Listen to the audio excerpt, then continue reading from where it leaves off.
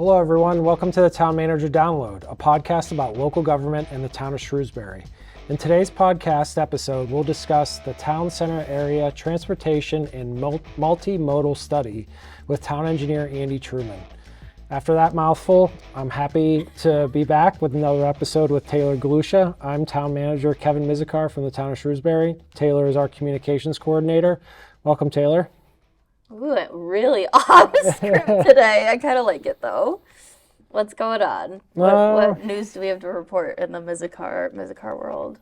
Well, in the the global world, which we're a very small part of, the Women's World Cup has ended. Spain, somewhat of an unexpected champion has emerged. So congratulations to Spain. Want to hear a fun fact? Efforts. Sure. Every time that Taylor Swift has released a version of Speak Now, whether it was OG Speak Now or Speak Now Taylor's version, the same year, Spain has won the World Cup. Really? Yep. First the men's and now the women's. Yep. That's interesting. Kind of love that. That's a collision of that world there. Yeah, so congratulations to them. They had a lot of turmoil pre-World Cup. A lot of their players decided not to play over some coach controversy, but they were probably the strongest team, in my opinion, in the whole tournament. So congratulations to them. And also a major celebration in the world. It was your birthday. Yeah. Last week. Grace everyone with my presence for the last few years. X amount of years. Insert years here. Yeah. Yeah, I had. What did you do? I took a few days off of work. I didn't notice. No, yeah, nobody noticed. It was actually my first time off this summer, so kind of just relaxed. Went home, hung out with my mom and my sister. She still hasn't left for Ireland. My dog, my dad, and I went to go see the Jonas Brothers on my birthday. Oh, nice. At Mohegan Sun. So it was on my actual birthday. It was the same thing I did for my 21st birthday. So I got to repeat history twice and celebrate another birthday with my favorite three brothers. Nice. And my friend Katrina. So good. It was really fun. I had a great time. That's Very awesome. Nostalgic. It's wild to be listening to the same music that I was listening to when last time I saw them was 2008. So it's kind of crazy. That's awesome. Yeah. Good. Well, I'm glad you got to do that. Had some time off. And now I'm back. That's great. Nobody get rid of me anymore. So since you're back, what's up in the Shrew? Oh, so much has happened since my last few days off. We kicked off our community outreach for the climate action draft plan. We had our first event on the 15th. It was a virtual feedback session with a few resident attendees, but we have a survey out. We have a few in-person events, and we're attending some community events to collect feedback, which I'm super excited about. And all that different information can be found on our website at shrewsburyma.gov/allinshrewsbury. The next event is actually this Thursday, August 24th, at the food trucks. So we'll have a little booth outside, kind of similar if people attended the strategic plan community events. We'll have some posters. I'll be there with a few other town staff just to talk about the plan with residents, get their feedback on the different strategies and actions, and I am super excited about it. So that was fun. Also, I was away. So let's talk about that real quick. Circle back. The climate. So now I know from my favorite local meteorologist, I can't speak today, Dave Epstein, who says weather and climate are not the same thing, and I get that. But there's certainly been a lot going on in the world with weather recently, whether it's the tropical storm that's made landfall in the Baja Peninsula and then into Southern California, combined with an earthquake, and then the tragic fires in Hawaii. So I just wanted to acknowledge the hard work that goes in day out, not only from public safety and first responders, but for all those folks, including, I know, town engineer Andy Truman, who will be on a little bit, are thinking about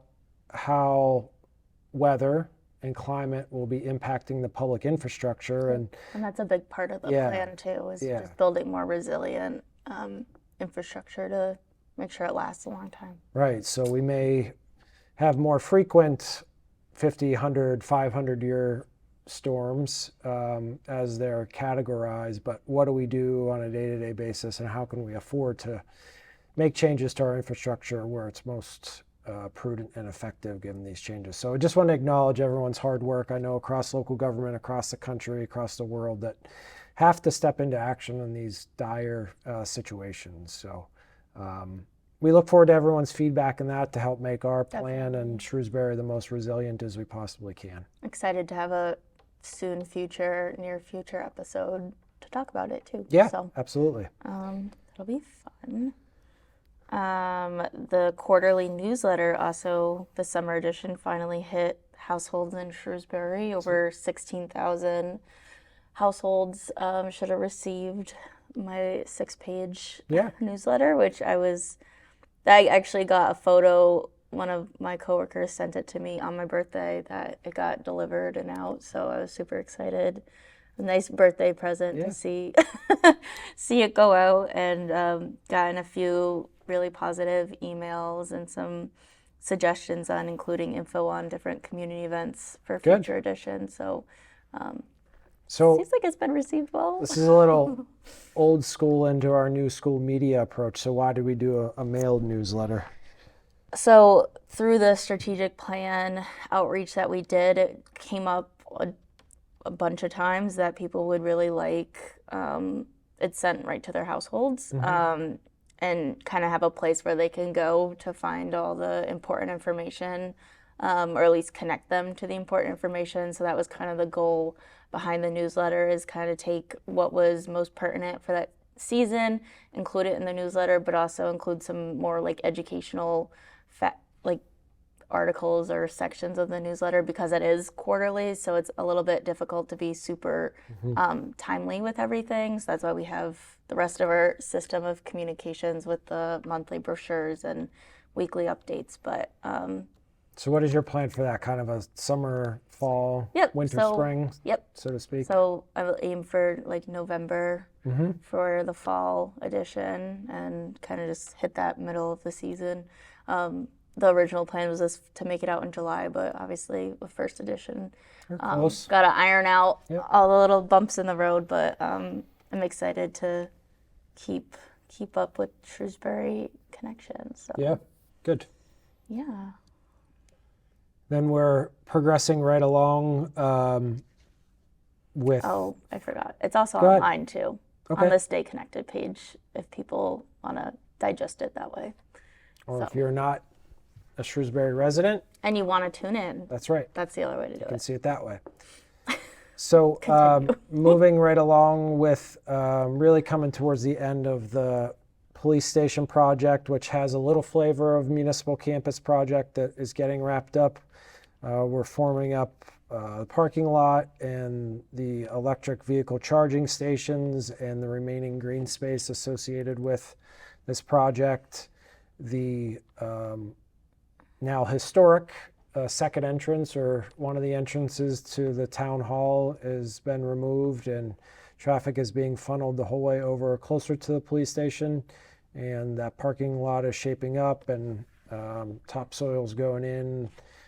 A lot of electric charging stations are in and visible at this point, and by the end of the month, probably before the next episode, most of the work crews will be gone. That'd be awesome. That'll be finalized, which will make our days easier because there's been some restricted parking, and we'll make some announcements about traffic flow and how that's going to work.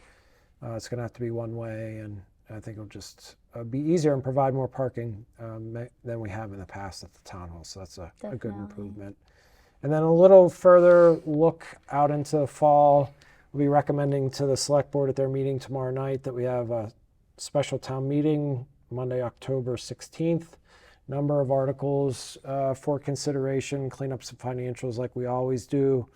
Folks may have seen an article that was in the Community Advocate about the Selco interest in acquiring 247 Boston Turnpike. So that will be up for discussion through select board meetings and onto that warrant in the coming weeks. So all of a sudden I feel like we're behind when it comes to that meeting, which is less than 2 months away.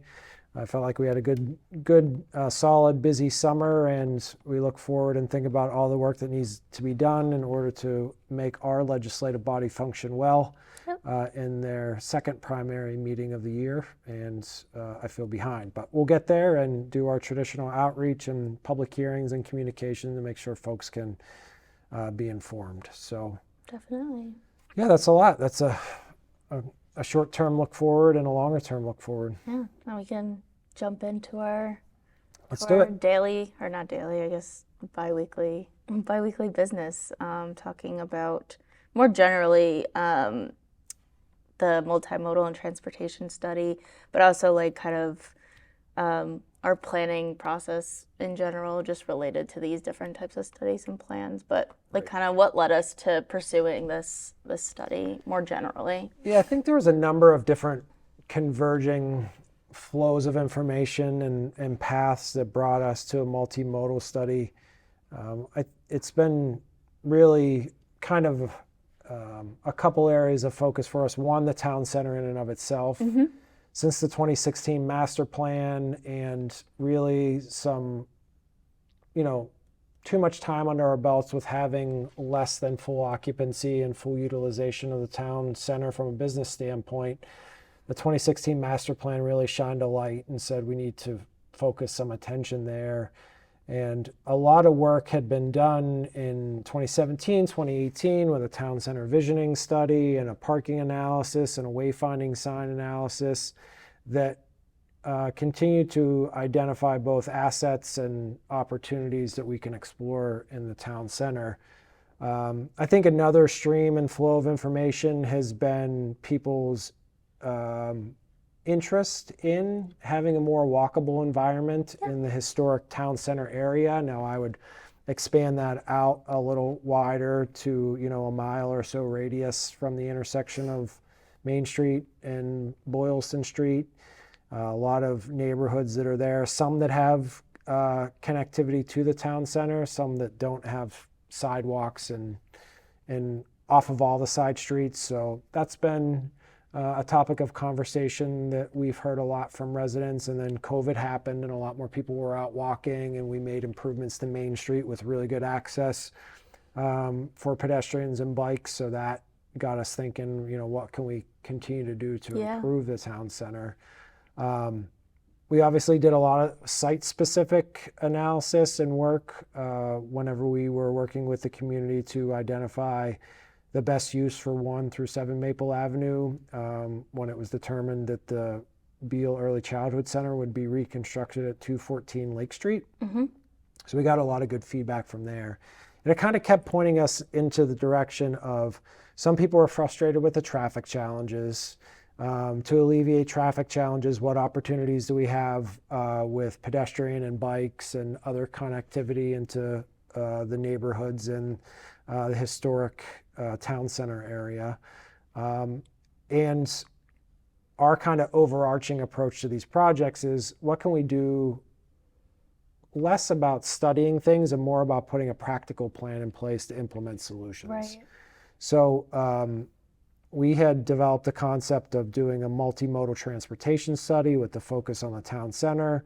Let's look at that heavy truck traffic that flows through the town center, mainly from the south to access 290. Let's look at existing pedestrian amenities, look at existing vehicular amenities, and take a step back and see what we can do to try to improve the situation to bring greater economic vitality to the town center, support the residents that live in that area, and continue to make it an aesthetically pleasing place that isn't a source of frustration for folks. So I think one of the interesting things we saw during like the strategic planning process was like that call for more like multimodal transportation, but also like public transportation opportunities like offered through the like area or through the town. And I think that this kind of starts to tap into that desire. I don't know if it's like routed from the pandemic or just like changing times of wanting to be more climate conscious, as we were talking about at the top of the episode, of just carpooling more, using more green friendly modes. So yeah, as part of that prosperous strategic outcome area, there's been a lot of conversation about community gathering points, like kind of community retail, if that's a term, coffee shops, places of assembly that aren't public places of assembly where folks can get together, hold events, gather, socially mingle with each other. And what better place to do that than a town center? So, town centers, I don't care if it's New England or the Midwest, are always seen as, kind of the face of the community, the heart of the community. And again, how do we get people there through it and be able to access a viable town center location effectively as we can? We know there's some parts that aren't working as efficiently as they could from a transportation standpoint, and this study hopefully leads us on a path where we can implement those solutions and make changes. We've talked about, just in the short few minutes that we were just talking about this plan, but we dropped a bunch of different plan names, strategic plan, the town center visionary study, the master plan. And I think it's just important to emphasize that in Shrewsbury, our goal with these plans is definitely to make them, like you said, practical, implementable plans that don't just sit on the shelf, that are usable and that lead to good results that take what is needed for the area into account. Right, and while we think about plans and we ask for engagement on these plans, and then we refer back to them all the time, and we're not referring back to a 2016 plan and saying that it's etched in stone. We're simply reflecting back on the work that we did at that time and the effort that residents and consultants and community members put into developing that plan then, because it does take us a while to transform public spaces, get funding in place, and make meaningful improvements. So if we don't put in the work up front and then rely upon that actionable plan that we did then we're not really giving everyone a fair opportunity to participate in it. So yes, it's slower, and yes, it takes us a longer time to get through it, but it makes that planning part and the public engagement part even more important. And intentional. Yes, 100%. It's not like we're just checking off a list. We're working through meaningful results and stuff that works. That's right. Which I find exciting and makes, I feel like, our work meaningful in town. And hopefully folks are now seeing, especially as we go through the climate action resiliency plan, the multimodal plan, they're starting to see that pattern that we are using to elicit that public engagement with the surveys, the in-person meetings, the public hearings, a variety of methods for folks to be able to engage when it's convenient for them and how they want it, whether that's in person or on paper. My motto has definitely been just meeting people where they are when it comes to this type of stuff, and I think it's reflected in these engagement patterns, but also the way we try to communicate as a town. So if people want to tune in quarterly or monthly or daily or weekly, it's available to them, and they have the means to do that because we provide it to them. So that kind of sets the stage for this plan. And from the outset of the process, as we started the RFP, town engineer Andy Truman has been at the lead of this. He's the primary interface for the town and with our consultant, and has been putting a lot of hours in the development of this plan. So I think it's time to have Andy in, and we'll go through the lightning round of questions with him and dive in a little bit deeper into the specifics of the multimodal plan for the town center. Welcome, Andy. Thank you. We're happy to have Andy Truman, town engineer, here on the Town Manager Download. Andy, we like to get to know our guests a little bit and help share your story with our listeners before we get into the main part of our conversation. So maybe you could start off and tell us a little bit about your career path into local government, how long you've been with the town, and why you sought out this position. Sure. So let me see. I started, 2018? Before that, I was in the private sector for 30 odd years. I've been a civil engineer all my life. I actually graduated high school. Wanted to be an architect, but wasn't quite clever enough, or I don't know. So I was like trying to figure out what I want to do, and I knew I wanted to kind of build stuff. And my dad was like, "Well, he knows a guy that works in a construction company. Like, we're looking to hire someone to go and work in the estimating department and help put bids together." So I went to the interview, and the first question is, "Do you know what a civil engineer is?" I was like, "No, I don't." And Yeah, interesting. that was 25, 30 years ago, and I've been doing construction ever since. So Awesome. I built some stuff, and I designed some stuff, and now I get to What have you designed so far in your position with the town? Well, we just did, most of it's underground, but Sure. $2.5 million worth of water main work Yeah. that's going out this year. We had some input on the police station. We helped a little bit with the design there. Yeah.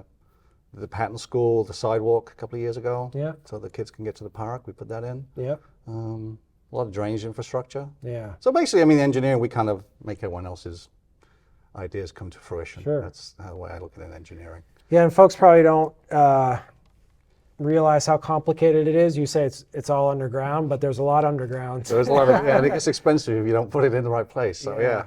Yeah. We usually do, pretty much, we touch every division and every department. Yep. So we'll work with the water department, highway. We just finished up as most people who are driving around town, we'd see we're doing milling and overlaying Yeah. and drainage appraisals. So engineering will do all that design work and get it out on the street and bid. So what would that be, Andy, like on a roadway resurfacing project? What would you as a town engineer do associated with a project like that? So normally we will take the streets, so we work very closely with the highway division. So Nick Repector will give me his list of streets that he wants to do this year.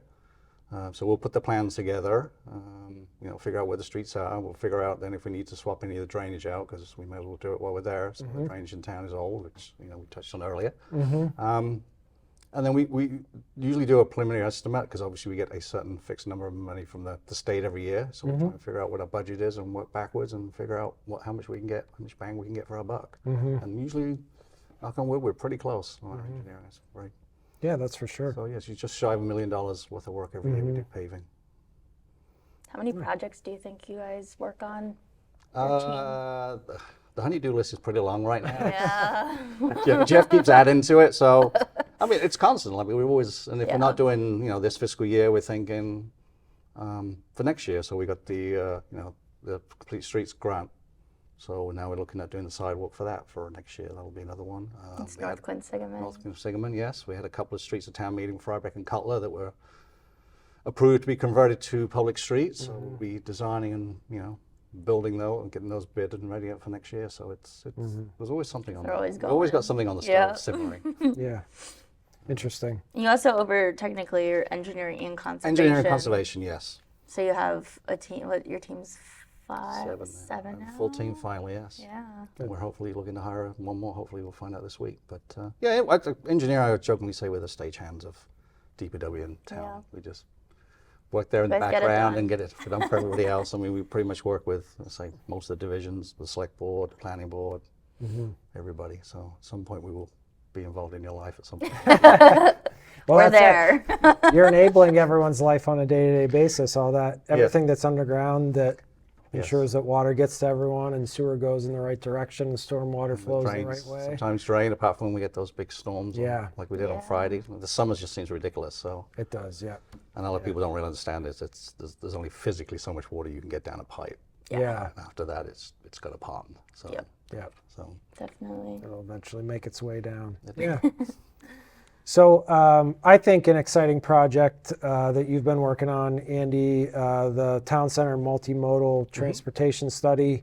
We talked a little bit about, before you came on set here, about the why of the project, but maybe you could talk a little bit about the overall overview of the study, what the project intends to do, and what you've seen so far. We obviously we put out an RFQ last year, which was basically a request for proposals from consultants to come and help us do the work, because obviously it's one of the few things engineering couldn't do in house. So we had 3 solicitations came in, and we had a review committee, and we picked Kimley Horn, who is our consultant, and they started this year. So we've been meeting normally once a month, every other month.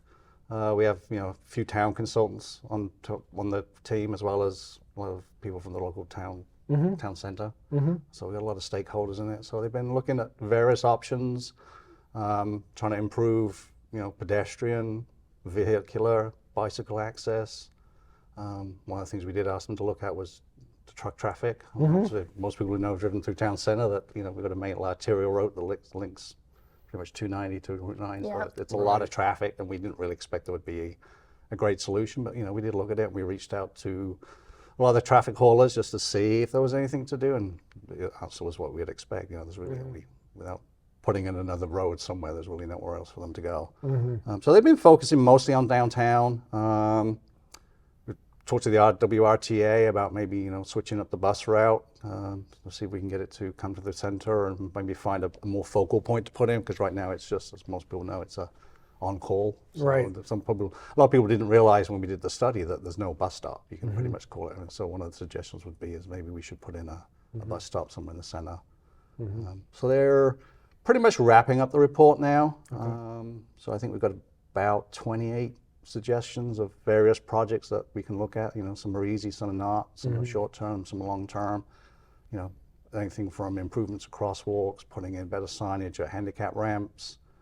We looked at trying to get some more parking downtown. We found a couple of slightly out of the box ideas for parking that we may look at some point. And that's it. So yeah, we're really wrapping it up. So we'll have a list of projects that we can start picking at. We'll That's add it great. to the list of engineering stuff to do. So is there anything that stands out to you that you learned through this process that maybe you weren't thinking about before you started? I realize, and I think a lot of it since COVID, like a lot of people want to walk to the town Sure. center, and a lot of people want to drive to the town center. There's a perception that it's hard to get there, and so that was interesting. And then a lot of people don't like biking, even though, you know, the roads are wide enough. One of the things we did find out is a lot of people don't feel safe riding on the bike, so they're looking at, you know, ways that we can maybe narrow up the roads and give the cyclists a bit more of a buffer. I think one of the ones, there was a transportation hub, which I thought was a great idea. Was, you know, like a central place where you can put, you know, the electric scooter bikes. You probably have the bus stop there. It'd be somewhere to charge up electric bikes. There was a lot of interesting ideas that came out of it. So I would never have thought of. All this was kind of based on, we did that survey leading into the Yeah. summer that the consultants led, but we got over 550 responses. Yeah, we got a lot on of it, feedback. You know, it was great. which was exciting to Yeah. see how involved people wanted to be. So Yeah, it always makes life a lot easier for us when we get input from the residents on what they want to see. yeah, So. You know, you mentioned sidewalks and pedestrian access, and I know right in the town center, a lot of the streets have sidewalks along them. Not all of them, though. And sidewalks is a conversation that you and I have been having for years. How do we get more funding? Maybe we could talk about sidewalks specifically just for a little bit. They're more expensive than I would think that they should be. And you get into some other specific challenges in having enough land that's Correct. within the public right of way to install a sidewalk. So let's talk about that a little bit. So I know we installed a rather long sidewalk up at the Beale School, which was kind of relatively wide open territory. Do you remember the expense of that and that whole process? So that was actually done when the state came through to do the road. Yep. And I think one of the things we talked about is because they historically didn't like the parking. Yep. So we looked at an opportunity, and then Michi's was, you know, some of the residents were looking at they Yep. wanted more terrace space for the outdoor. Yep.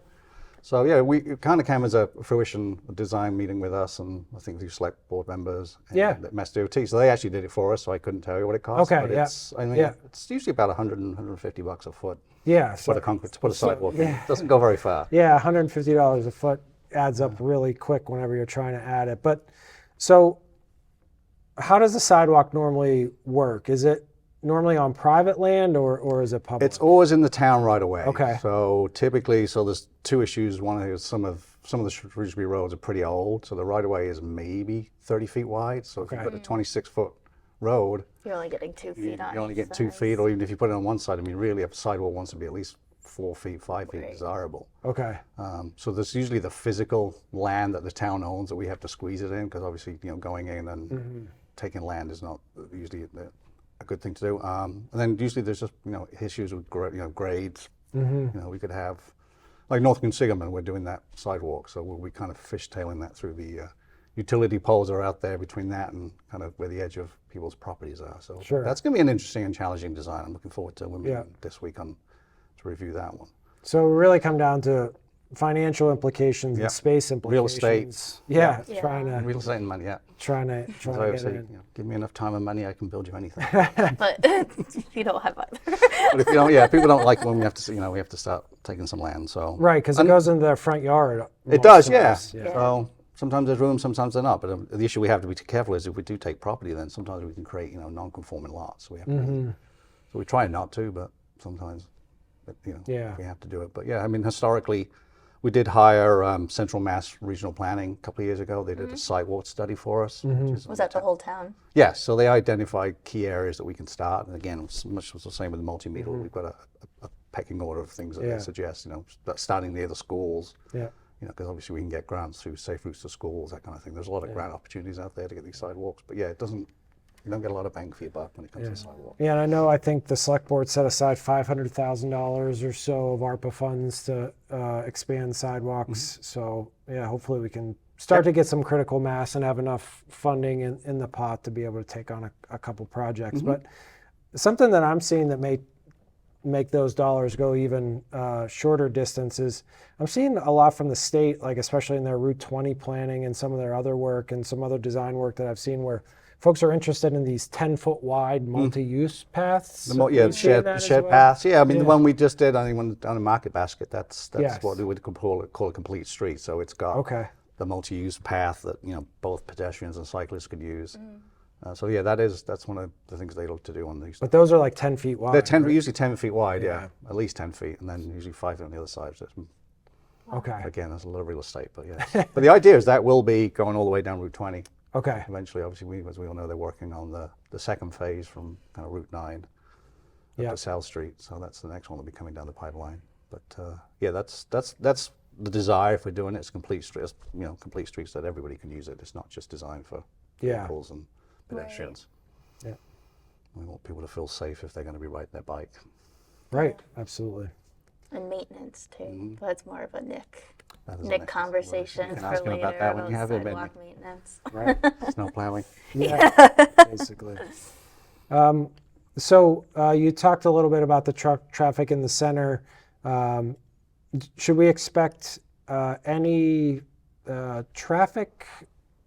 vehicular traffic changes to help get traffic through the town center? Any good recommendations that may come from this work of this? I think we've got to look at maybe the timing on the lights. Okay. Was one of the things. It's owned by Mass DOT, but it's kind of a chicken and egg. So if we held the traffic timing back on one street, then it has a knock-on effect on the other. So Yeah.